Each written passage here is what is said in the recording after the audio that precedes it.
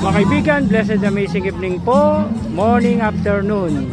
Nandito po tayo ngayon sa parokya, San Vicente Ferrer Parish, ika-110 taon na anniversary ng aming pagkatatag ng aming parokya ng San Vicente Ferrer.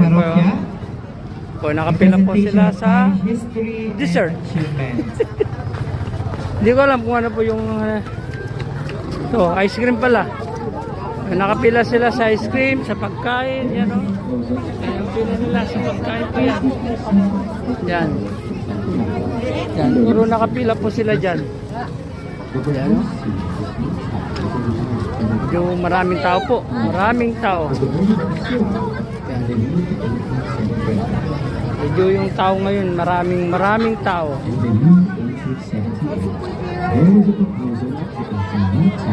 By taking central northern barrios from Sacramento and the western barrios of Mexico.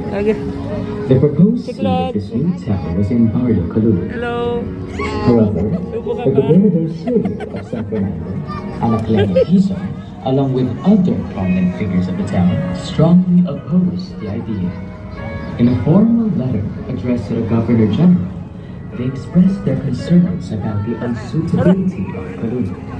They pointed out the area's challenging topography, the lack of roads and public works, and the absence of schools to serve the community. Balikan ko po kayo mamaya. Ikipila po tayo ngayon mga kaibigan. So, ang daming pilo. Akala mo pumipila sa ayuda pero pagkain. You know? Puro pagkain.